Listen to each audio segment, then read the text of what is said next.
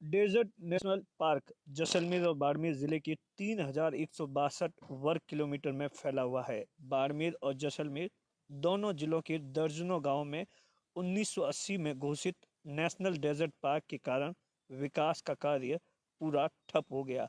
DNP के कारण यहां बसे हजारों परिवारों के लिए सड़क, बिजली, पानी व संचार सहित मूलभूत सुविधाओं की समस्या आजादी के बाद से आज दिन तक बरकरार है।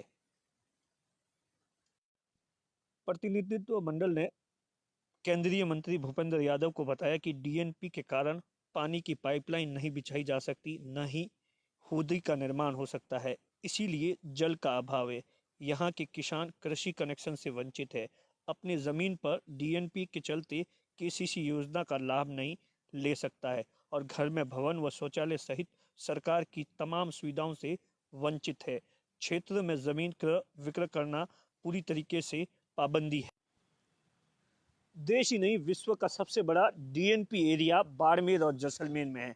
ऐसा बताया जाता है कि 3,000 ज़्यादा से वर्ग किलोमीटर का एरिया बाड़मेर और जैसलमेर में है, जो कि 1980 में डीएनपी घोषित कर दिया गया था।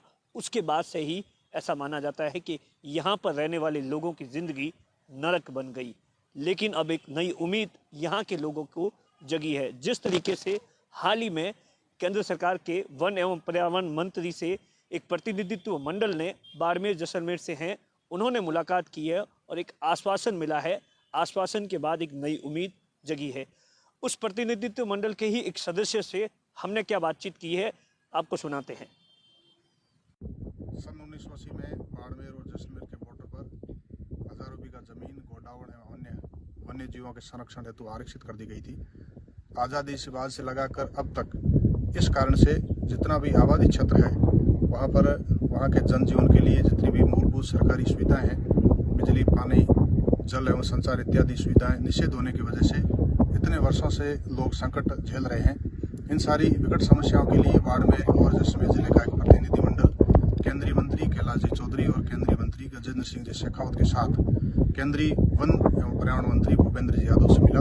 इन सारी समस्याओं का विस्तृत वर्णन किया। भूपेंद्र जी यादव ने आश्वस्त किया कि केंद्रीय टीम वहां जाकर के एक विस्तृत सर्वेक्षण करके बाद में एक निश्चित भूभाग इस डीएनपी के लिए आरक्षित करने के दृष्टिकोण से निश्चित करके और शेष जितना भी क्षेत्र है उसको डीएनपी से मुक्त कर दिया जाएगा, ऐसा हम सबको आश्वस्त किया है।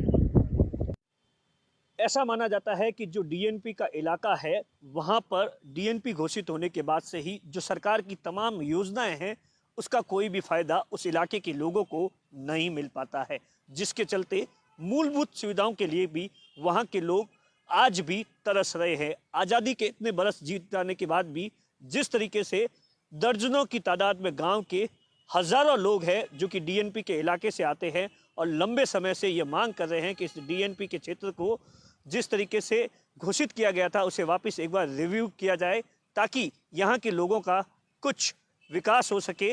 और अब यहाँ के लोगों को एक नई उम्मीद जरूर जगी है। कैमरे के पीछे अश्विनी रामावत है, मैं दिनेश बोहरा।